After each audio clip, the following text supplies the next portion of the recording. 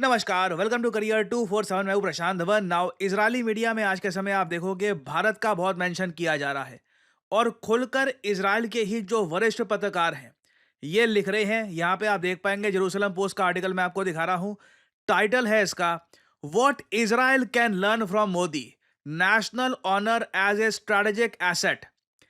देखिए, आज के समय यूएस जो दुनिया भर में कर रहा है ना, इसको एक ही वर्ड से आप डिस्क्राइब कर सकते हैं और वो वर्ड है बुलिंग। आप एक बार सोच कर देखिए, जब से ट्रम्प प्रेसिडेंट बने हैं, पहले लग गई है कनाडा के पीछे कि कनाडा 51st स्टेट है यूएसए की, कनाडा एक देश है ही नहीं, यूएसए का पार्ट बनना चाहिए कनाडा को।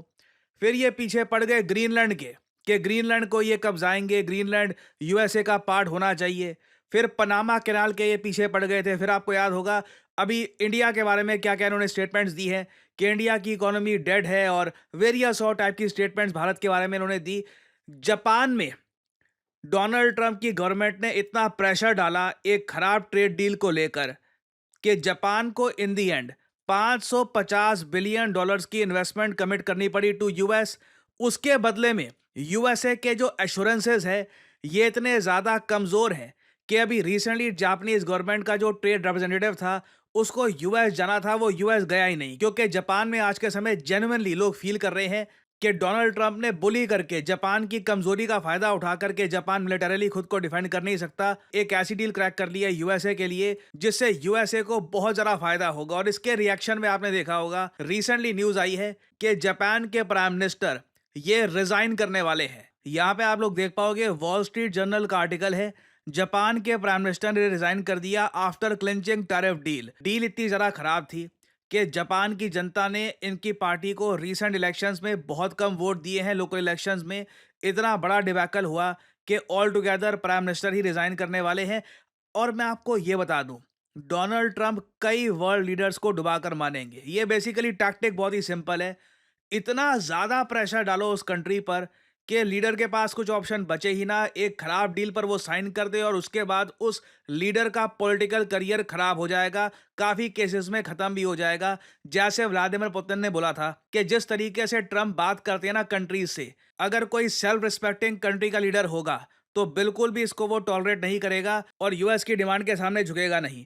नाउ इंडिया के केस में अगर हम देखें, आप एक बात नोट करिएगा, पीएम मोदी ने रिसेंटली ट्वीट करी है कि यूएसए के साथ हमारी ग्लोबल स्ट्रैटेजिक पार्टनरशिप वो बनी हुई है, वो सब अपनी जगह ठीक है, मगर अभी भी इंडिया अकेला देश है चाइना के अलावा। चाइना एक अलग केस है ऑल टुगेदर, क्योंकि उनके इश्यूज जो यूएसए के साथ हैं वो भी काफ़ी डिफरेंट है।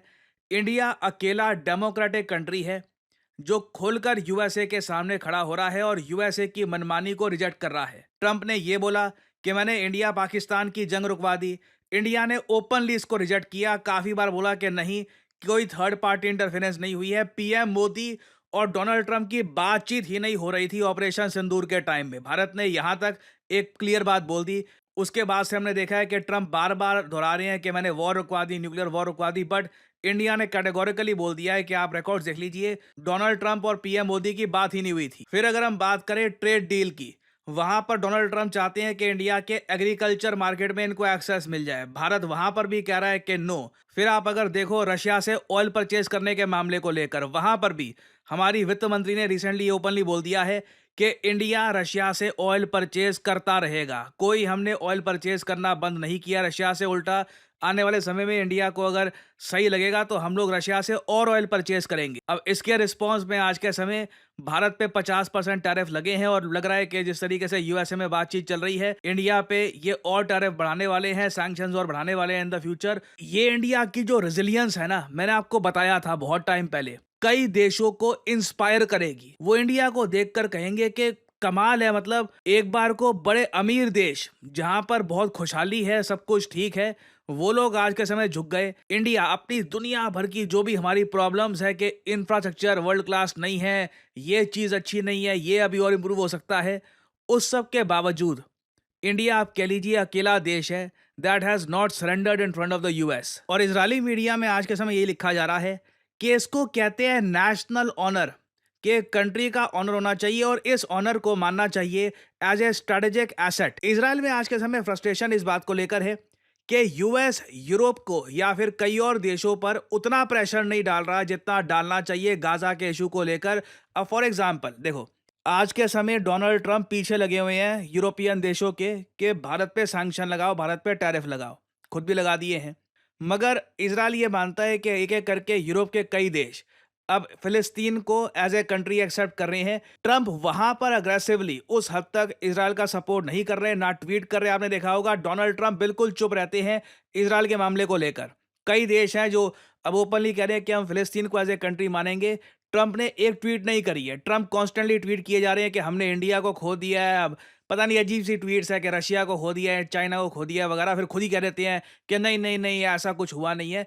तो इजराइल यहां पर यह कह रहा है, इनका जो मीडिया ये कह रहा है कि the lessons from India, Bharat से आज के समय इजराइल क्या सीख सकता है। This is precisely where we should return to Modi's example faced with unprecedented verbal assaults from Trump. ये बात दुनिया नोट कर रही है। Faced with unprecedented verbal assaults from Trump, बिल्कुल डोनाल्ड ट्रंप ने जो ट्विटर पे या फिर और जगह वर्बली भारत को हर तरफ से असॉल्ट करने की कोशिश करी है। PM Modi did not rush to apologise, मगर भारत ने अभी तक कोई सॉरी कुछ अपोलोजाइज वगैरह करना ये ठीक नहीं समझा। जबकि आप अगर सोचकर देखें, यूएस की इकोनॉमी हमसे कई गुना ज्यादा बड़ी है। यूएसए एक ज्यादा अमीर कंट्री है। यूएसए से हम वेपन्स परचेज करते हैं। हमारा जो तेजस फाइटर जेट है उसके इंजन यूएस से आते हैं। बट स्टिल आप देखोगे instead he chose to respond forcefully upholding national honour. ये बात ना सिर्फ इजराइल, मैं आपको ऑस्ट्रेलिया के कई जो जियोपॉलिटिकल एनालिस्ट हैं उनके ब्लॉग्स में आपको दिखा दूंगा। चाहे उनको पता नहीं है कि हमारे साथ अभी क्या होगा, अभी ट्रंप कौन सा टैरिफ लगाएगा,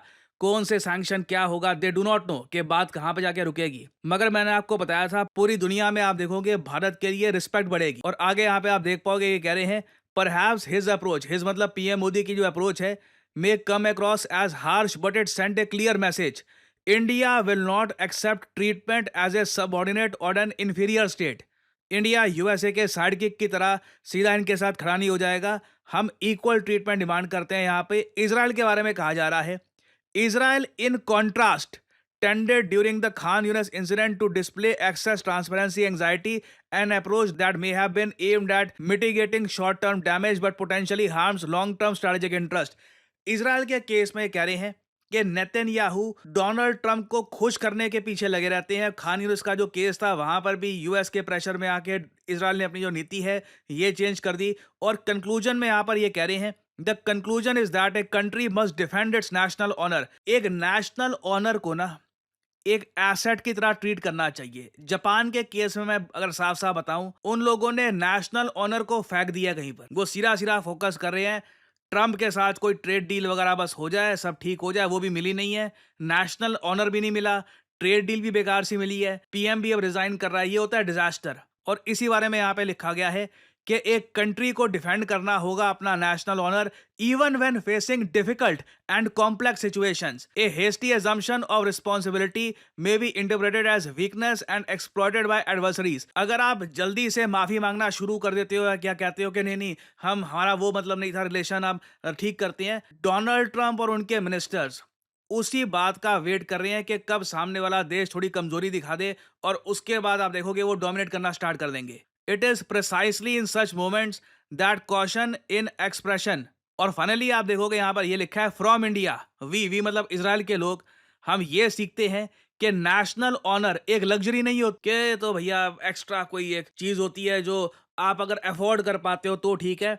नेशनल ऑनर देश की इज्जत एक लग्जरी नहीं है बट एक एसेट है, स्ट्रेटेजिक एसेट है। अगर इजराइल चाहता है कि ये लोग अपनी सिक्योरिटी को और ज़्यादा फुल प्रूफ करे और ज़्यादा ये अपनी जो स्ट्रेटेजिक इंटरेस्ट है उसकी तरफ आगे बढ़े, तो ये लोग कह रहे हैं इनको भी इंडिया का एग्जाम्पल देखकर काफ़ी बार यूएस के सामने बिल्कुल खड़ा होना होगा और बिल्कुल फर्मली रेजिस्ट करना होगा वर्ल्ड के प्रेशर को। और अभी आप देखोगे आने वाले समय में मैं आपको बता दूं ऐसे आर्टिकल्स दुनिया भर के कई देश पोस्ट करेंगे। जापान से भी मैं आपको बता दूं जापानीज मीडिया में कई आर्टिकल्स ऐसे पब्लिश किए गए हैं कि इंडिया बिल्कुल यूएस के सामने खड़ा रहा। अगर जापान की भी वैसी पॉलिसी होती कि हम भी डोनाल्ड ट्रंप के सामने झुकेंगे नहीं, टैरिफ लगाने हैं तो लगा दो, तो परहैप्स जापान को भी एक बेहतर डील मिल सकती थी। बट अभी के लिए मैं आपको यह बता दूं डोनाल्ड ट्रंप के लिए भारत एक बहुत ही बड़ा फ्रस्ट्रेशन का कारण रहेगा क्योंकि it is simply the only country, the last country that still hasn't surrendered in front of Trump. और फाइनली यहाँ पे आप लोगों से क्वेश्चन है कि रिसेंटली किस देश ने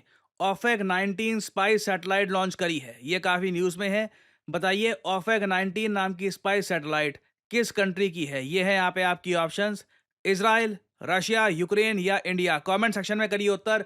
जो लोग देंगे सही आंसर उनकी कमेंट को मैं दे दूंगा हार्ट, ताकि बाकी लोग समझ पाएं कि सही उत्तर क्या है। जैसे जैसे भारत एक डिजिटल इकोनॉमी की तरफ बढ़ेगा, एक सेक्टर में लगातार जॉब्स बनती रहेंगी और वो सेक्टर है साइबर सिक्योरिटी का। रिसेंटली आपने देखा होगा भारत सरकार के कई मिनिस्टर्स ने बोला है कि cyber security is a gateway to jobs and innovation. Europe, US में आप देख लीजिए वैसे ही बहुत ज्यादा डिमांड होती है साइबर सिक्योरिटी एक्सपर्ट्स की। इंडिया में भी आप देखोगे आने वाले समय में वेरियस रोल्स में, चाहे साइबर सिक्योरिटी एनालिस्ट हो, साइबर सिक्योरिटी कंसल्टेंट हो, इंफॉर्मेशन सिक्योरिटी एनालिस्ट, लगातार इन जॉब्स की डिमांड बढ़ती रहेगी और आराम से इन जॉब्स में एंट्री लेवल पर एक आदमी 4 से 5 लाख रुपए पर एनम अर्न कर सकता है। मैं हमेशा आपको रियलिस्टिक फिगर्स बताऊंगा। मैं कभी आपको ये नहीं बोलूंगा कि कोई 20-25 लाख रुपए कमा सकता है, बिकॉज वो अमाउंट आपको काफी साल के एक्सपीरियंस के बाद देखने को मिलेगा। ऑफ कोर्स इस इंडस्ट्री में आपने अगर अपना नाम बना लिया, you are good at what you do, तो आराम से एक बार को आपका पैकेज 15 से 20 लाख पर एनम भी जा सकता है ना। यहाँ पे आपको समझना होगा कि what you need to do.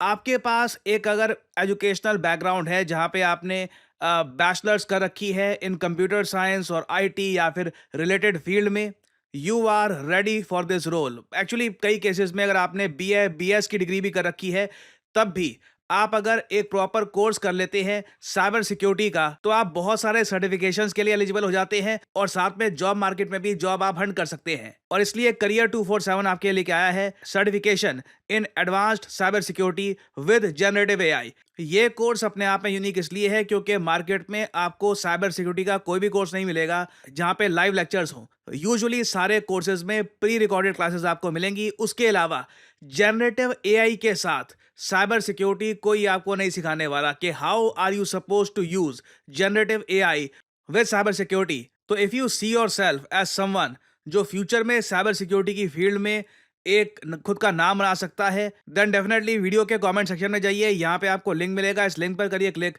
यहाँ पे अपना नाम, email ID, number, discount code obviously यहाँ पर PD10 डालिए और सबमिट कर दीजिए और आपको करियर 247 की तरफ से कॉल आएगा and you can ask your questions and you can begin your journey in the field of cyber security. So इसी नोट के साथ ये है वीडियो का अंत। Thank you for listening and as I always say, may the gods watch over you.